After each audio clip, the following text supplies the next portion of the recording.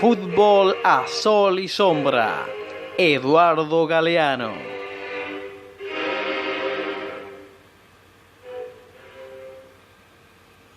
Gol de Atilio.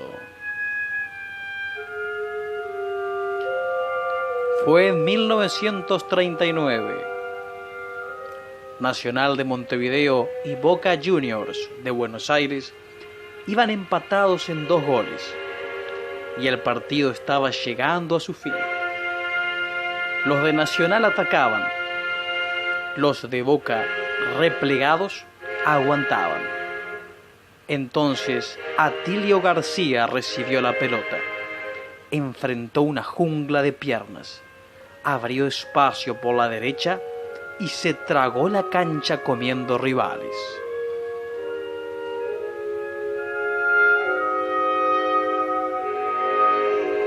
Atilio estaba acostumbrado a los hachazos. Le daban con todo.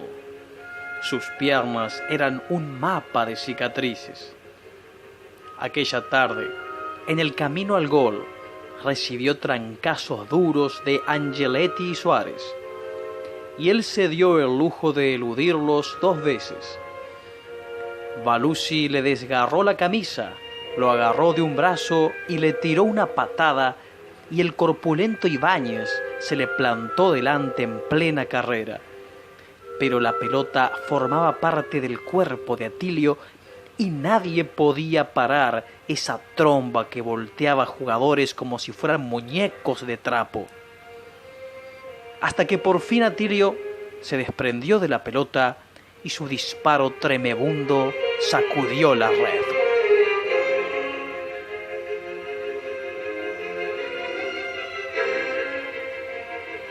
El aire olía a pólvora. Los jugadores de Boca rodearon al árbitro.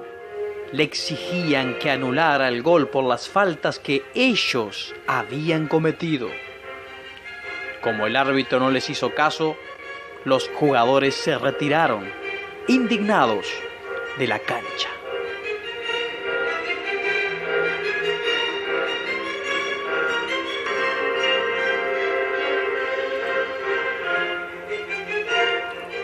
El Mundial del 50. Nacía la televisión en colores. Las computadoras hacían 1000 sumas por segundo. Marilyn Monroe asomaba en Hollywood. Una película de Buñuel, Los Olvidados, se imponía en Cannes. El automóvil de Fangio triunfaba en Francia. Bertrand Russell ganaba el Nobel. Neruda publicaba su Canto General y aparecían las primeras ediciones de La vida breve de Onetti y de El laberinto de la soledad de Octavio Paz. Albizu Campos, que mucho había peleado por la independencia de Puerto Rico, era condenado en Estados Unidos a 79 años de prisión. Un delator entregaba a Salvatore Giuliano, el legendario bandido del sur de Italia, que caía acribillado por la policía. En China, el gobierno de Mao daba sus primeros pasos prohibiendo la poligamia y la venta de niños.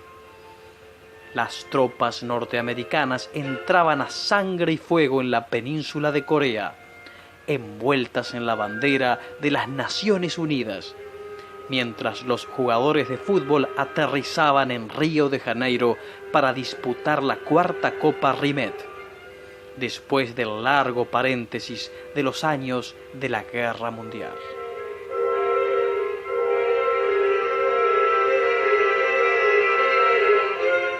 Siete países americanos y 6 naciones europeas, recién resurgidas de los escombros, participaron en el torneo brasileño del 50. La FIFA prohibió que jugara Alemania. Por primera vez, Inglaterra se hizo presente en el campeonato mundial. Hasta entonces, los ingleses no habían creído que tales escaramuzas fueran dignas de sus desvelos. El combinado inglés cayó derrotado ante los Estados Unidos. Créase o no, y el gol de la victoria norteamericana no fue obra del general George Washington, sino de un centro delantero haitiano y negro llamado Larry Gadgens.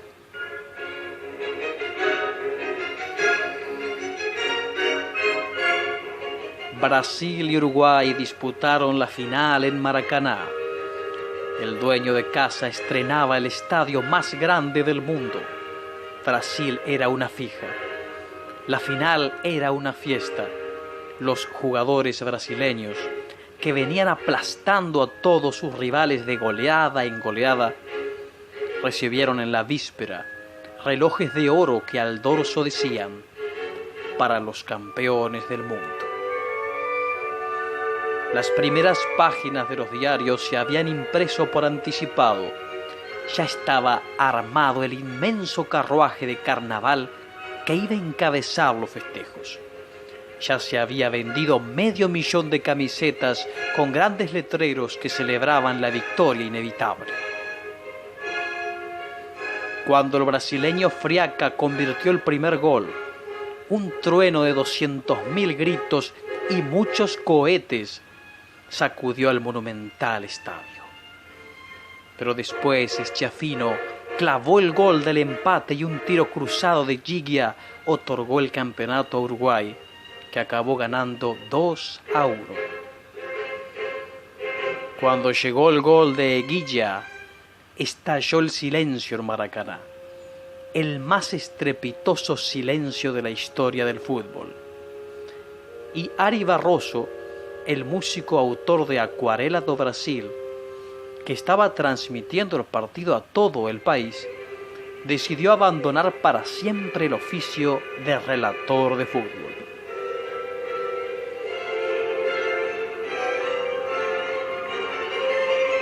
Después del pitazo final, los comentaristas brasileños definieron la derrota como la peor tragedia de la historia de Brasil. Jules Rimet deambulaba por el campo, perdido, abrazado a la copa que llevaba su nombre.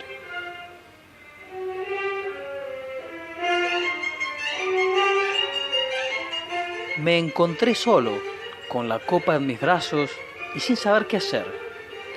Terminé por descubrir al capitán uruguayo, a Obdulio Varela, y se la entregué casi a escondidas. Le estreché la mano sin decir ni una palabra. En el bolsillo, Rimet tenía el discurso que había escrito en homenaje al campeón brasileño. Uruguay se había impuesto limpiamente. La selección uruguaya cometió 11 faltas y la brasileña 21. El tercer puesto fue para Suecia, el cuarto para España. El brasileño Ademir encabezó la tabla de goleadores con 9 tantos, seguido por el uruguayo Schiaffino con 6 y el español Zarra con 5.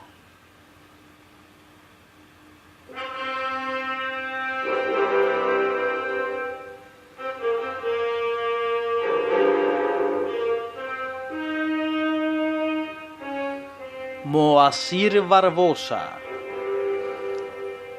A la hora de elegir el arquero del campeonato, los periodistas del Mundial del 50 votaron por unanimidad al brasileño Moacir Barbosa.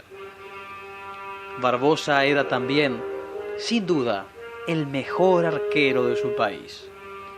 Piernas con resortes, hombre sereno y seguro que transmitía confianza al equipo. Y siguió siendo el mejor hasta que se retiró de las canchas, tiempo después, con más de 40 años de edad. En tantos años de fútbol, Barbosa evitó quién sabe cuántos goles, sin lesionar jamás a ningún delantero. Pero en aquella final del 50, el atacante uruguayo Giglia lo había sorprendido con un certero disparo desde la punta derecha. Barbosa, que estaba adelantado, pegó un salto hacia atrás, rozó la pelota y cayó.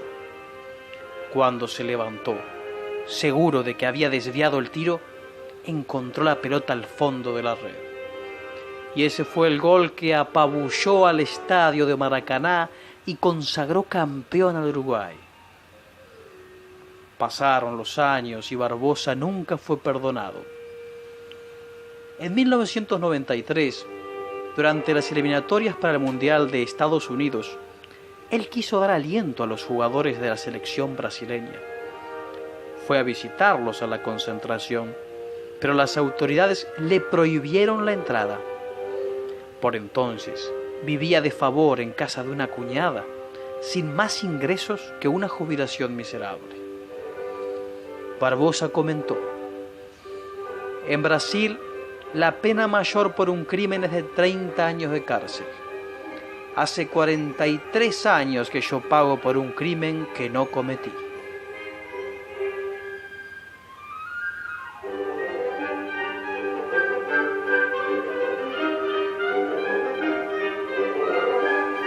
Obdulio.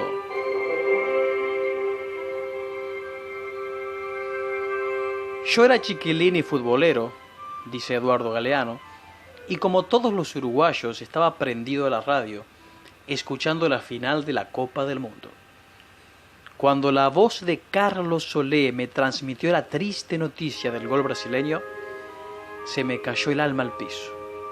Entonces recurrí al más poderoso de mis amigos. Prometí a Dios una cantidad de sacrificios a cambio de que Él se apareciera en Maracaná y diera vuelta al partido.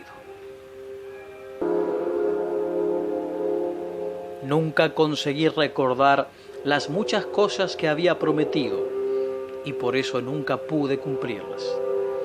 Además, la victoria de Uruguay ante la mayor multitud jamás reunida en un partido de fútbol había sido sin duda un milagro. Pero el milagro había sido más bien obra de un mortal de carne y hueso llamado Obdulio Varela. Obdulio había enfriado el partido, cuando se nos venía encima la avalancha, y después se había echado el cuadro entero al hombro y a puro coraje había empujado contra viento y marea.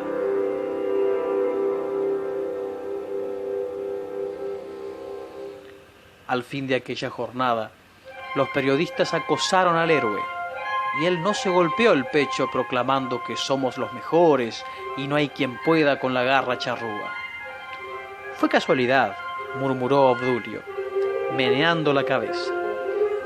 Y cuando quisieron fotografiarlo, se puso de espaldas.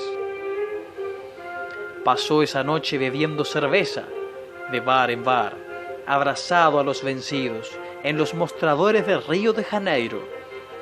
Los brasileños lloraban. Nadie lo reconoció. Al día siguiente, huyó del gentío que lo esperaba en el aeropuerto de Montevideo, donde su nombre brillaba en un enorme letrero luminoso. En medio de la euforia, se escabulló disfrazado de Humphrey Bogart, con un sombrero metido hasta la nariz y un impermeable de solapas levantadas.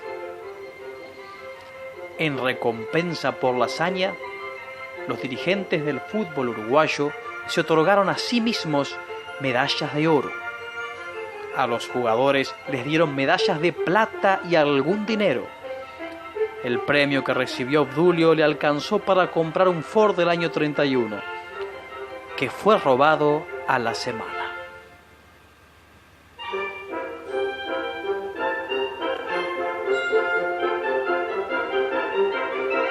El fútbol a sol y sombra. Eduardo Galeano.